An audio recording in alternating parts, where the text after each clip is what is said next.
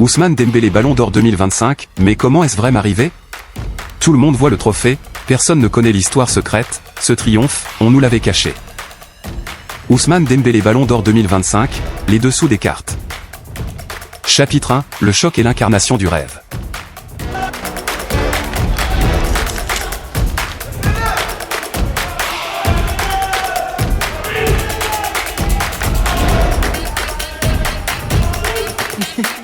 Dembélé.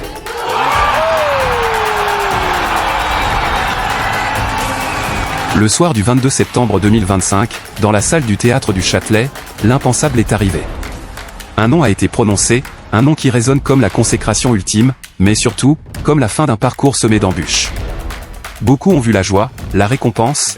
Comment ce joueur, si souvent critiqué, si souvent fragilisé par les blessures, a-t-il pu réaliser l'exploit le plus incroyable du football moderne? Ceci n'est pas qu'une histoire de buts et de passes décisives. C'est une histoire de transformation mentale, de stratégie club, et de discipline. Chapitre 2, le discours qui a tout changé.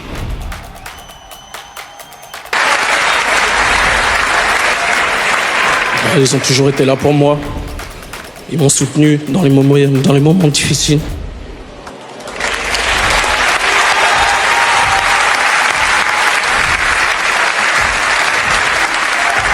Aussi à mon agent, qui a toujours cru en moi. Il avait dit qu'un jour j'allais gagner le Ballon d'Or. Il m'a toujours aidé, il a toujours cru en moi. Il m'a toujours motivé.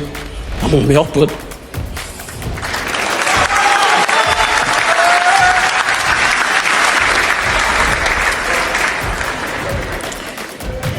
Depuis 4-5 ans, on a tout vécu ensemble.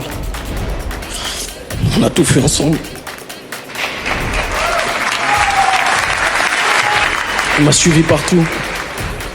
Et voilà, jusqu'à la fin, on sera ensemble, lui et moi. En tout cas, merci à tous. Ce discours n'est pas une simple liste de remerciements. Chaque mot est pesé. Ému sur son discours, remarquez comme il insiste sur la confiance, la fidélité et la patience dans ses ambitions. Ce sont les piliers de sa métamorphose. Il ne remercie pas seulement son club, mais son staff, sa famille, son ami, son agent. Un indice crucial.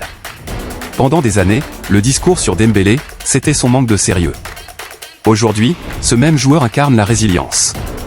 Le premier dessous de carte, c'est ici, la construction d'un mental d'acier. Chapitre 3, la métamorphose tactique, du perceur de ligne au leader décisif.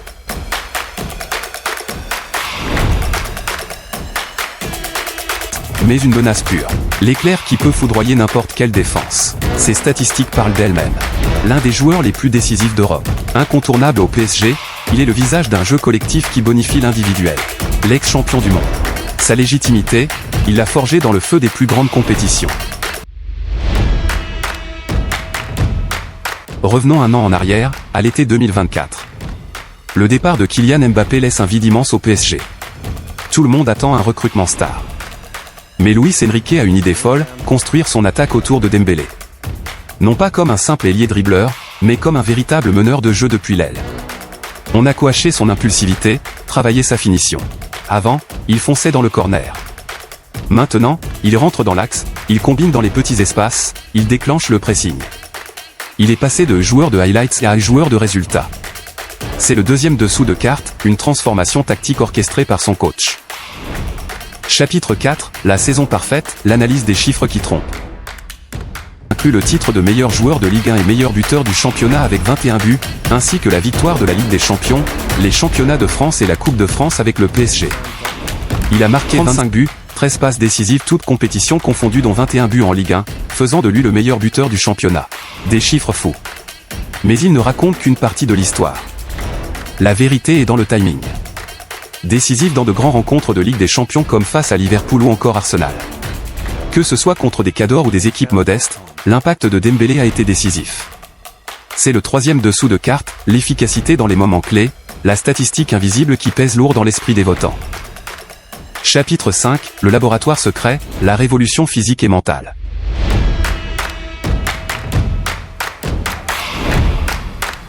Mais comment est-il devenu si fiable ? C'est peut-être le dessous de carte le plus fascinant. Nous avons documenté et analysé sur sa préparation, avec son préparateur physique et son mental coach.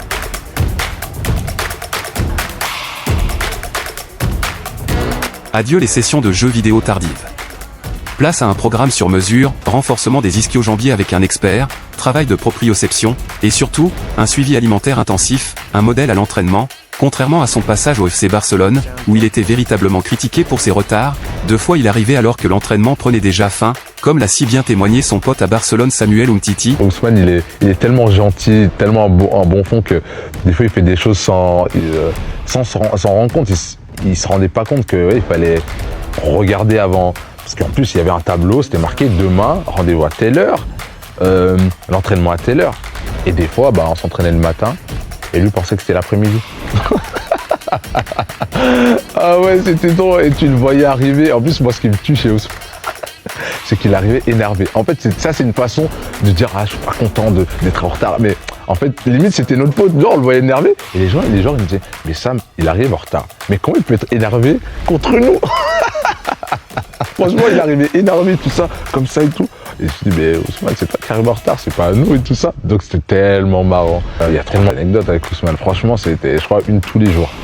Ousmane était aussi vivement critiqué pour sa vie alimentaire et on lui reprochait un manque de professionnalisme par rapport au niveau du championnat et du club qui était élevé. Arrivé au PSG, surtout depuis l'arrivée de Luis Enrique, on lui a appris à gérer la pression, à transformer l'appréhension en concentration. Ce n'est plus le joyeux fêtard de Barcelone, c'est un athlète complet, un professionnel aguerri. Sa carrière a été sauvée en coulisses. C'est le 4e dessous de carte, un joueur mûri et aguerri sur le plan mental et physique. Chapitre 6, la guerre des votes, le scénario parfait.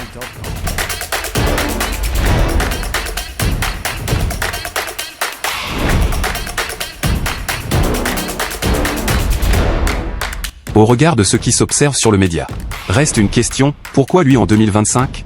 Parce que les planètes se sont alignées.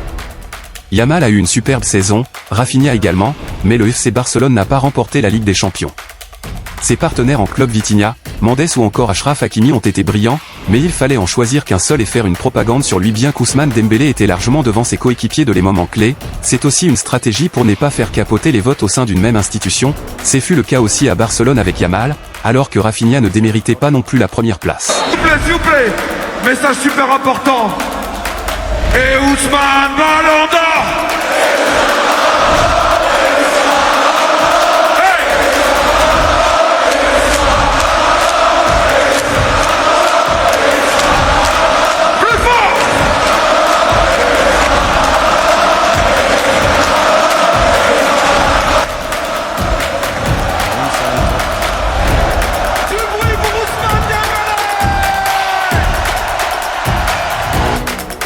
Mbappé a encore marqué plusieurs buts, mais le Real n'a rien gagné.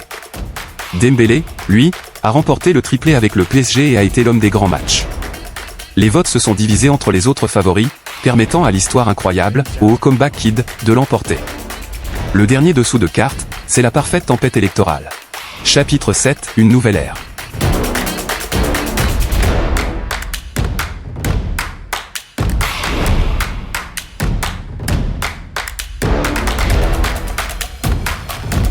Alors, Dembélé 2025, coup de chance ou consécration méritée?